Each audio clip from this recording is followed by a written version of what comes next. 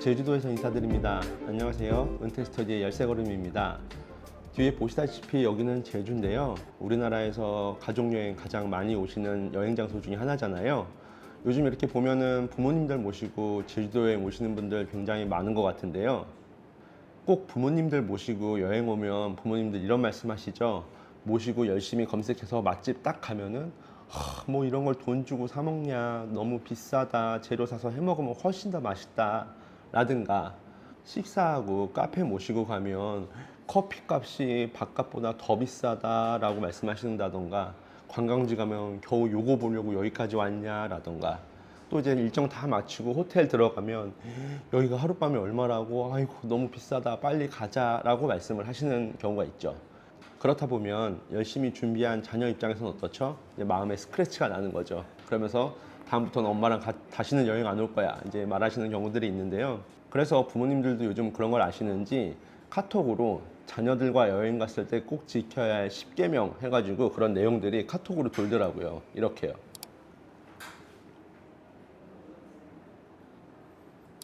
어떠신가요? 부모님이 같이 여행 가서 이렇게 10계명만 잘 지켜주셔도 모시고 여행 갔다 오기가 참 수월하겠죠?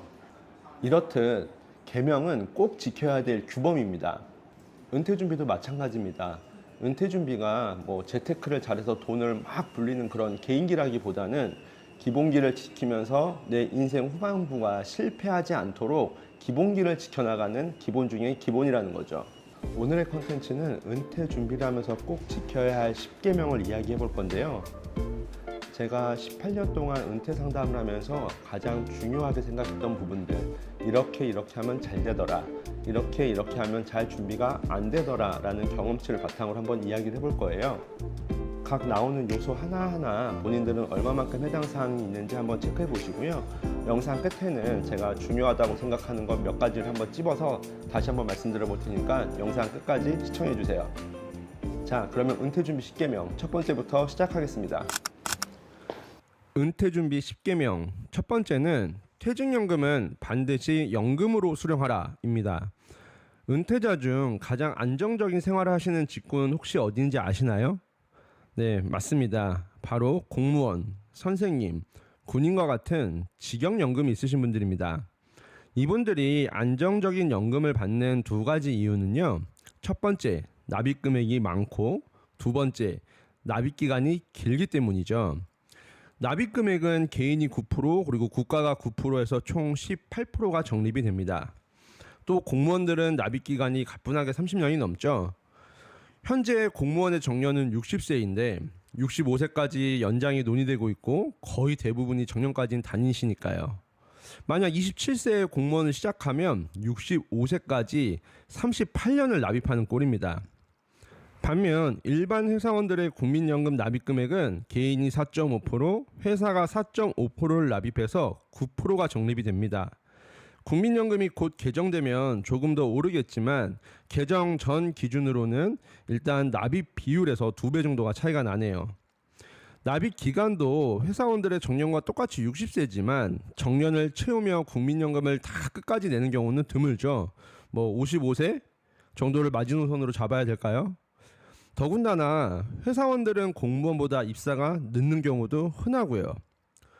허나 이 갭을 퇴직연금으로 얼추 추격이 가능합니다. 퇴직연금은 DC 기준으로 8.3%를 적립해주고 DB 기준으로도 근속연수를 퇴직 시점 급여로 산정을 해주기 때문에 공무원 연금을 따라잡기 아주 좋은 제도라는 거죠. 그런데 국민연금과 퇴직연금을 합쳐 공무원 연금을 따라가지 못하는 이유는 바로 가입기간 때문입니다. 공무원은 근속 자체가 일반 기업 대비 넘사죠. 반면 회사원들은 이직이 잦아진 요즘은 장기 근속을 하는 경우가 흔치 않죠. 우리가 이직을 하면 퇴직연금을 IRP로 수령하는데 이때 해지하는 경우가 다반사라는 거예요. 2022년 조사 기준으로 퇴사 후 퇴직연금을 IRP로 수령하고 나서 해지하는 비율이 무려 98%라고 하네요. 유지하여 연금으로 받으면 세금을 통해서 가장 이득을 볼 수 있게 설계되어 있지만 대부분은 뭐 부동산 부채 상환을 통해서 뭐 원리금을 낮추려 한다거나 뭐 자녀가 성장해서 들어가는 뭐 교육비 독립자금을 지원한다거나 이직을 하면서 나온 뭐 몇천만 원 언저리 퇴직금은 자동차 구입이나 뭐 여행, 쇼핑 등의 그런 이벤트 자금으로 소비되는 경우가 흔한 게 현실이거든요. 퇴직연금으로 모아가다가 이직하면 IRP 들어오고, 해지하고 나서 또 퇴직연금 모아가다가 이직하면 IRP 들어오고 또 해지하고, 이렇게를 반복하니 맨 마지막 단위 회사에서 받은 퇴직연금으로만 연금이 이어지는 경우가 허다합니다. 우리나라의 퇴직연금 제도는 미국의 401k를 모티브로 따와서 제도를 정착 중인데요. 미국인들은 저축을 거의 안 하고 살지만 이 401k만큼은 애지중지 관리를 합니다. 이 연금이 결국 자신의 노후를 책임져 줄 거라는 걸 알고 있기 때문인 거죠. 401k 관련 기사를 검색해보면 연관 검색어로 연금 백만장자라는 단어가 나오는 것도 이 같은 이유이기 때문이기도 하겠죠. 허나 우리나라 사람들은 IRP를 쉽게 생각하고 깨버리는 경우가 너무 많아요. 자, 기억하세요. 은퇴준비 10계명의 첫 번째는 퇴직연금을 깨지 말고 연금으로 수령하라 입니다. 은퇴준비 10계명 두 번째는 은퇴준비는 경제활동 시작과 함께 준비하라 입니다. 미래에 내가 가지고 있을 돈, 즉 미래 가치를 결정하는 것은 공식이 있어요. PV는 PV 1 플러스 R의 N승으로 계산됩니다. 어려워 보이지만 굉장히 간단한 식이에요. 한번 볼까요? PV는 현재 가치로 투자금을 말하죠. 이는 내 수입에서 지출을 빼고 남은 돈이에요. 뭐 월급은 정체되고 물가는 요즘 살벌하게 오르고 있기 때문에 요즘 저축액을 많이 가져가는 건 쉽지가 않은 시대죠. R은 수익률인데 수익률도 뭐 공부한 대로 나오면 좋겠지만 사실 재테크 영역에서 공부는 실패를 막기 위한 안전망이지 뭐 성공을 위한 절대적인 마스터키는 아닙니다. 그리고 수익률은 컨트롤한다는 것 자체가 불가능에 가깝죠. N은 투자 기간인데 한번 투자한 자금이 이탈 없이 얼마나 오래 계좌에 머무르느냐를 나타냅니다. 이자에 이자가 붙는 뭐 복리의 사례겠죠. 각각의 여행에서 미래에 내가 가지고 있는 자금에 영향을 미치겠지만 은퇴 준비와 같은 장기 투자에서 가장 큰 영향을 미치는 요소는 뭘까요? 네, 맞습니다. 바로 투자 기간인 N입니다. 투자금과 수익률은 셀러리만 입장에서 어떨 도리가 없지만 투자 기간은 그나마 컨트롤이 가능한 어쩌면 부를 이룰 수 있는 사다리와 같은 존재라고 저는 생각을 합니다. 한번 예를 들어볼까요? 여기 A와 B가 있습니다. 공통점은 둘 다 50만 원씩 10년간 원금으로 6천만 원을 투자한 거고 뭐 수익률은 그냥 평균적으로 둘이 똑같이 7%로 잡을게요. 이를 은퇴를 위해 투자를 한 겁니다. 단 A는 직장 생활을 시작한 30세부터 시작했고 B는 급한 일들 뭐 예를 들면 결혼, 내 집 마련, 자녀 교육 등을 다 마치고 한 45세부터 시작했다는 걸 가정해 볼게요. 65세가 된 시점에 A와 B는 각각 얼마를 가지고 있을까요?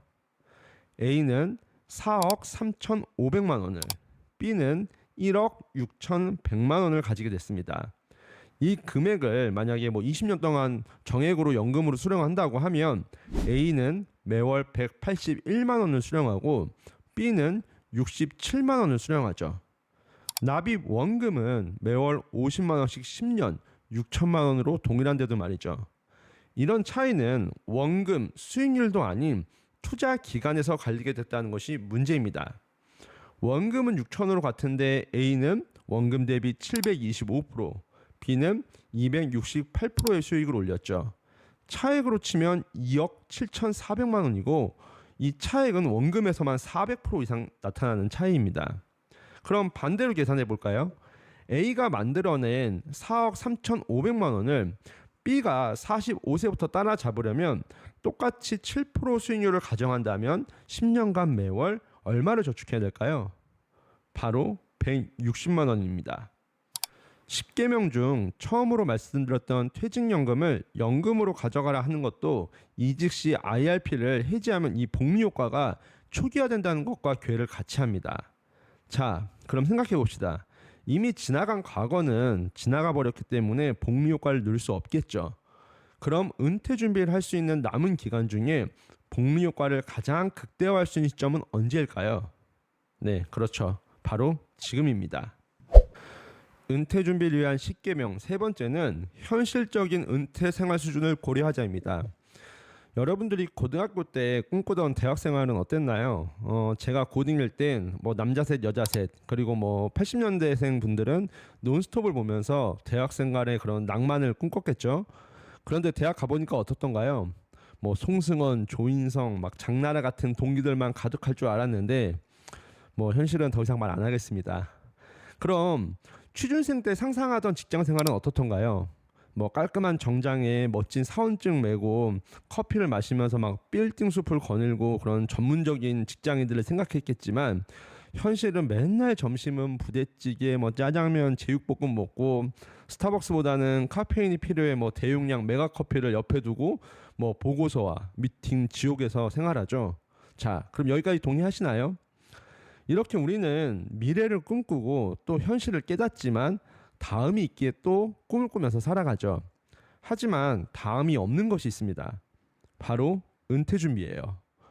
특히 우리가 흔히 생각하는 은퇴에 대한 잘못된 인식들이 많습니다. 우리가 대학생활, 직장생활에 대해서 잘못된 그런 꿈을 꿨던 것처럼요. 예를 들면 이런 것들이겠죠. 뭐 시골 내려가서 전원주택이나 짓고 살자. 도시 살던 은퇴자가 시골에 살기는 그리 호락호락하지 않습니다. 전원주택에서 뭐 자연과 벗삼아 사는 삶을 꿈꾸겠지만 현실은 미친 듯이 자라나는 잔디와 막 끊임없는 벌레 어택 뭐 그런 건 그렇다 치더라도 겨울에 난방비 걱정에 평생 집에서 안 입던 내복을 입어야 하는 상황까지 발생을 합니다. 친구들 불러서 뭐 바베큐 파티도 꿈꾸겠지만 친구들은 놀러 와서 먹고 가면 땡이지만 그거에 대한 뒷정리 한두 번이면 진짜 골병 납니다.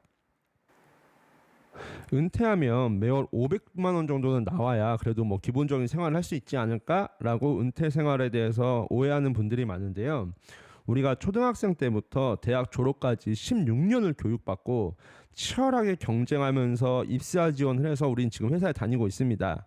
그리고 9시에서 출근해서 6시까지 일하면서 업무에 시달리고 스트레스를 받으면서 한 달 고스란히 일해야 지금 여러분들이 받는 한 달 급여를 받는 거예요. 그런데 은퇴 후에 아무것도 안 하는데 매월 500만 원이 나온다고요? 과연 그 돈은 어디서 나오는 걸까요? 여러분들의 국민연금은 분명 앞으로 더 안 좋아질 거는 동의하시죠? 그럼 퇴직연금은요? 앞서 말씀드렸듯이 부동산, 대출 상환, 뭐 자녀 교육, 독립자금으로 사용하고 나면 은퇴와 이어지기는 서운한 겁니다. 개인연금은요? 아마 세액공제를 받기 위해 열심히 납입하고 계실 수 있지만 나중에 얼마를 받을지 계산을 해보면 헛웃음이 나올 수 있습니다. 부동산 임대소득이요? 지금 내 집 한 채 대출 상환하기도 버겁습니다. 그리고 인구 구조가 아무리 부동산 시장에 영향이 없다고 하지만 그건 지금 이야기고 현재 3, 40대가 은퇴할 시점에는 0세부터 10세 지금의 0세부터 10세들이 사회에 나와서 그 집을 받아줘야 하는데 쉽지 않을 거예요. 이런 것 외에도 뭐 자신은 오래 살고 싶지 않다. 고령화 시대지만 나는 70살 되면 안락 살 거다 라고 쉽게 말씀하시는 분들도 계신데 그게 뭐 내가 하고 싶다고 바로 할 수 있는 것도 아닙니다. 회복할 수 없는 질병이나 극심한 고통이 동반된 질병이 있어야 하는 것이지 나 죽고 싶다고 딱 버튼 누르면 고통 없이 죽을 수 있는 그런 단순한 개념이 아니라는 거예요. 부동산에 올인하고 주택연금 받으면 된다고 나이브하게 생각하시는 분들도 계실 텐데요. 위에 언급드렸듯이 이 제도 역시도 인구 구조상 지속 가능성을 담보할 수는 없습니다. 이렇듯 은퇴 준비는 경제활동 시작과 동시에 30년 동안 준비해야 할 대업입니다. 준비 기간에는 저성장, 은퇴 이후에는 고령화라는 환경은 아무리 열심히 은퇴 준비를 한다고 해도 아마 은퇴 후 생활 수준은 여러분들이 생각하시는 것 이하일 확률이 굉장히 높습니다. 근거 없는 낙관을 버리고 냉정하게 현실을 파악하며 준비를 시작해야 되겠죠. 은퇴 준비에 있어서 근거 없는 낙관만큼 위험한 건 없습니다. 대신 냉정한 현실을 빨리 깨닫는 것이 굉장히 중요해요. 지금까지 준비된 상황을 수치적으로 그리고 객관적인 관점으로 현실을 파악하는 데부터 시작해야 됩니다. 그리고 부족한 부분을 하나하나 보완해 나가는 과정을 은퇴할 때까지 준비해야 그나마 실패하지 않는 은퇴 준비를 할 수 있다는 거예요. 제가 성공한 은퇴 생활이라고 말하지 않았죠? 여러분들 혹시 샐러리맨이신가요? 그럼 현실적인 은퇴 준비 목표는 성공적인 은퇴가 아니라 실패하지 않는 은퇴 준비를 목표로 해야 합니다. 분명한 것은 우리가 어디로 가는지 정확하게 모르면 우리가 가는 길은 대부분 틀린 길이라는 점입니다. 은퇴준비 10계명 네 번째는 주담대는 은퇴 전에 상환하자입니다. 우리가 매월 받는 급여는 네 가지 정도로 구분해 볼 수가 있어요. 급여는 저축과 투자, 고정지출, 변동지출, 미파악지출로 구분 지을 수 있는데요. 현금흐름 관리에서 가장 부담스러운 상황은 무엇일까요? 바로 고정지출 비중이 제일 클 때입니다. 고정지출은 보험료, 통신비, 월세와 같이 한번 설정되면 고정된 비용이 계속 따박따박 나가는 것입니다.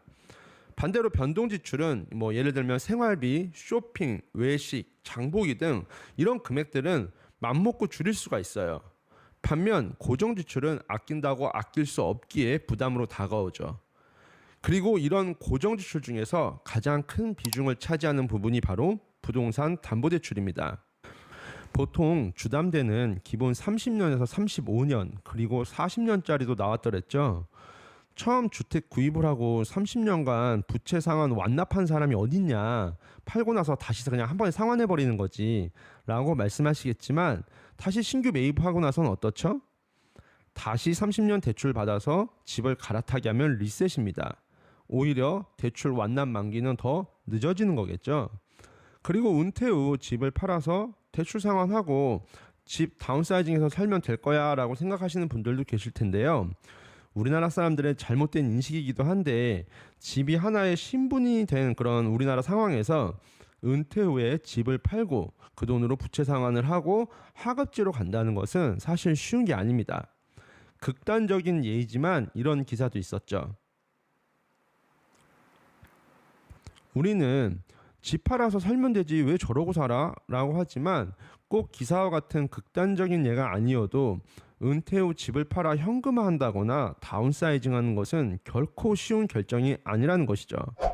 현재 30, 40대가 은퇴할 쯤에는 주택 주 구매층인 그 당시에 이제 30, 40대는 줄어들 예정이고 부동산 양극화는 더 심해지겠죠. 수요자의 구매력은 아마 더 떨어진 상태일 겁니다. 지금 당장이 아닌 현재 30, 40대가 은퇴를 맞이하고 부동산 출구 전략을 짜는 것은 생각만 그렇게 착착 들어맞는 퍼즐이 아닐 수 있다는 거예요. 부동산은 비단 집값만이 아니라 생활 수단으로서 우리의 삶에 큰 영향을 미칩니다. 그 중요성은 은퇴 이후에 더 강조되겠죠. 몇 푼 나오지도 않는 연금을 주담대 비용 납입하느라 은퇴 후 집을 파네 마네 줄이네 마네를 고민하지 않으려면 주담대 상환 플랜을 잘 짜보셔야 합니다. 위에 말씀드렸던 퇴직연금이 연금으로 나오지 못하는 이유도 이런 부동산하고 연관이 있겠죠. 이제 매월 나올 급여가 없는데 목돈으로 들어온 퇴직금은 큰돈인 주담대를 상환하기에 딱 좋은 사이즈의 금액이거든요. 제발 주택 상환 플랜을 잘 짜셔서 황금알을 낳는 거위의 배를 가르지 말았으면 좋겠습니다. 은퇴준비 10계명 다섯 번째는 보험 세팅을 제대로 해라입니다. 한국의 미래가 궁금하다? 고개를 돌려 일본을 보라 라는 말이 있죠. 일본은 동아시아 정서를 공유하고 산업구조, 인구구조가 우리나라보다 10년에서 20년 정도 이렇게 선행하고 있죠. 예를 들면 왕따라는 말이 우리나라에 처음 들어온 게 제가 중학교 때쯤이었던 것 같은데, 사실 그때 처음에는 왕따라는 말이 아니라 이지메라고 불렀죠. 일본에서 들어온 문화라는 거예요. 이즘에는 일본의 고도 성장기, 그런 집단주의 체제에서 발생한 부작용이라고 하는데, 이게 나타난 시점이 공교롭게도 우리나라의 고도 성장기와 일치하죠. 그리고 일본이 고도 성장이 끝나고 저성장으로 들어갈 때 경쟁에서 밀려난 자들이 불특정 다수를 향해 분노 범죄를 일으키는데요. 이런 전에 없는 불특정 다수를 향한 범죄가 우리나라에서 나온 시점이 일본과 똑같이 저성장 기조에 들어갈 때였다는 겁니다. 최근에 일본에서 나온 사회 현상이 노후 파산입니다. 고령화로 너무 오랜 시간을 살아가며 자산이 동나서 노후의 파산을 맞이하는 건데, 그 원인 1순위가 바로 의료비 때문인 의료비 파산입니다. 우리나라 역시도 앞으로 노후의 의료비 파산은 불가피한 상황입니다. 세계적으로 상위권인 건강보험제도를 갖추고 있지만 지금 이 영상을 보시는 30, 40대 분들이 노후를 맞이할 때 지금과 같은 수준의 의료보험 지원을 받을 수 있는 건 아니라는 거죠. 그 이유는 당연히 인구구조 때문인데요. 건강보험은 경제활동을 하는 20대에서 50대가 메인으로 납입을 하고 60대 이후의 세대가 거의 대부분의 혜택을 받아가는 거죠. 지금 같은 인구 구조가 영원히 지속된다면 문제없지만 아시는 바와 같이 우리나라는 처참한 인구 구조 상황을 가지고 있습니다. 의료비를 더 걷거나 혜택을 줄이는 것인데 현실적인 것은 혜택을 줄이는 거겠죠. 병원비가 더 올라가는 상황에서 건보의 지원은 줄어든다는 것은 결국 자기 부담이 더 늘어나는 것을 의미하거든요. 예를 들면 우리가 내는 병원비가 100만 원이 나왔을 때 건보에서 70만 원을 지원해주고 내가 30만 원을 내는 것이라고 가정을 하면 우리가 은퇴할 한 2, 30년 후에는 병원비는 120만 원으로 오르고 건보에서는 70만 원 지원해 주는 걸 50만 원으로 지원을 해주면 내가 내야 하는 자기부담금은 30만 원에서 70만 원으로 오르게 된다는 것이죠. 은퇴 후는 우리 인생에서 가장 재정적으로 어려운 시절입니다. 경제활동 기간에도 감당하기 어려운 의료비 부담을 노후에 맞이하는 것은 인생에서 맞이하기 싫은, 어쩌면 가장 상상하기도 싫은 일이겠죠. 이런 부분은 부동산, 연금으로 해결하기 어려운 구조적인 문제가 있어요. 노후의 의료비는 한 번에 큰 돈이 들어간 이후로도 약값, 통원비, 수술비뿐만이 아니라 간병 이슈까지 고려한다면 현금화하기 어려운 부동산과 매월 생활비 정도에 맞춘 연금으로는 대비하기 어렵습니다. 3, 40대 분들은 보험료 내는 거 아깝다고 필요 없다라고 말씀하시는 분들 계중에 있으신데요. 60대 넘으신 분들한테 한번 여쭤보세요. 보험 가입하신 건 혹시 아까우시냐고. 그리고 보험 없이 노후 맞이하신 분들한테 한번 물어보세요. 아직도 보험이 필요 없다고 느끼시는지. 아마 젊은 시절로 돌아가면 보험부터 가입할 거라고 말할 거라 저는 100% 확신합니다. 은퇴준비 10개명의 첫 5가지 이야기 들어보셨는데 어떠셨나요? 좀 공감 가는 부분 있으셨나요? 저는 개인적으로 이제 2가지를 여러분들한테 말씀드리고 싶은데, 첫 번째는 퇴직연금은 반드시 연금으로 수령하라와 은퇴준비는 경제활동 시작과 함께 준비하라를 말씀드리고 싶어요. 첫 번째로 퇴직연금 같은 경우에는 다행히 요즘 이제 IRP로 굴리면서 나중에 이걸 연금으로 받아야겠다라고 생각하는 분들이 점점 많아지고 있는 건 다행이라고 생각을 하는데, 그래도 아직 압도적인 분들이 중간에 해약을 하거나 정산을 받아서 부동산을 매수 혹은 뭐 부채 상환을 하시는 분들이 아직도 많은 게 현실이에요. 저는 형식이 내용을 지배한다는 말을 굉장히 좋아하거든요. 이게 무슨 말이냐면, 공무원분들 같은 경우에는 연금 준비 형식이 정산을 할 수 없는 그런 환경에서 준비를 하게 되는 거잖아요. 반면 샐러리맨들은 언제든지 정산해서 부동산을 매수를 할 수 있고 IRP로 받아도 해약할 수 있는 옵션이 있는 거예요. 그런 옵션이 있으니까 항상 해약을 할 수 있다는 생각을 염두를 하니까 대부분의 사람들이 해약을 하는 거지. 우리나라에서 제도적으로 뭐 퇴직연금 해약할 수 없다라고 하면 분명히 그게 은퇴 준비로 잘 이어질 거거든요. 제가 이런 질문 한번 드려볼게요. 만약에 여러분들 앞에 첫 월급을 받은 예전에 여러분이 앞에 앉아 있다면 어떤 좀 조언을 해주고 싶으신가요? 대부분 뭐 테슬라 사라, 뭐 엔비디아 사라, 코인 사라 그런 말씀 하시겠지만 그런 거 말고 뭐 재테크적인 가치관으로 이야기를 해준다면 어떤 말씀을 해줄 것 같으세요? 라고 물어보면 대부분 뭐 절약해라, 뭐 급여 많이 받을 수 있도록 뭐 자기개발해라, 혹은 뭐 주거용 부동산을 빨리 마련해라, 뭐 그런 말씀을 아마 해주고 싶으실 텐데, 그럼 반대로 은퇴를 맞이한 65세 여러분이 지금 여러분 앞에 있다면 지금 현재 여러분들한테 어떤 조언을 해줄까요? 라고 상상을 해보면 아마 이런 말씀 하지 않으실까요? 지금 너는 돈도 벌고 건강한 네가 미래에 돈도 얻고 건강도 점점 나약해진 나를 위해서 좀 양보해 주겠니? 라는 말씀을 하실 텐데, 그 양보하는 것들의 가장 큰 규모로 있는 자산은 아마 퇴직연금일 거예요. 그러니까 퇴직연금 해지하지 말고 미래의 나를 위해 좀 양보해 주겠니? 라는 말을 하지 않을까 싶습니다. 두 번째는 은퇴 준비는 경제활동 시작과 함께 준비하라인데요. 급여는 정체되고 물가가 오르면서 저축할 수 있는 절대 금액은 점점 줄어들고 부동산이며 주식이며 지금 자산 가치가 굉장히 올라가 있기 때문에 추가적으로 수익률을 내기는 굉장히 어려운 상황이죠. 이때 그립감을 가지고 내가 컨트롤할 수 있는 건 투자 기간인데요. 즉 경제활동 시작함과 동시에 시작을 해서 소액으로라도 시작을 한 다음에 급여가 오르면 조금씩 늘려가더라도 처음에 시작한 그 계좌의 돈이 은퇴할 때까지 쭉 장기 투자될 수 있는, 즉 복리의 힘을 빌리는 것들이 은퇴 준비의 핵심이라고 볼 수 있을 것 같아요. 복리 효과는 최소 20년부터 그 효과가 발휘가 되는데요. 30년, 40년 동안 이어진다면 그 힘은 더 배가 될 수가 있겠죠. 이렇듯 저축액이나 수익률을 좀 관리하기가 어렵다면 투자 기간, 즉 복리가 주는 힘을 빌려서 은퇴 준비를 좀 스마트하게 준비하는 방법들이 제가 강조하는 요소 두 번째 중에 하나였습니다. 그래서 저축액이나 수익률을 내가 관리할 수 없다면 복리 효과를 빌려서, 즉 시간이 주는 힘을 빌려서 은퇴 준비를 하는 것이 굉장히 좀 스마트한 방법이다라는 것들을 좀 강조드리고 싶어요. 자, 그래서 저는 이 두 가지를 은퇴 준비에 좀 중요한 요소로 꼽아봤는데 여러분들은 어떠신가요? 좀 다른 부분들을 중요하게 생각하셨다면 댓글 달아주시고요. 오늘 제가 나눴던 이야기 중에 궁금한 점 혹은 본인한테 적용됐을 때 이런 부분 어떻게 해야 되지 하는 부분들은 댓글 남겨주시면 제가 아는 선에서 또 답글 드리도록 하겠습니다. 그리고 10계명 중에 오늘은 5가지 이야기했는데요. 내용이 좀 길어져서 자르고 다음번에 6번째부터 10번째까지 10계명 다시 한번 이야기 나눠보도록 하겠습니다. 시청해주셔서 감사합니다.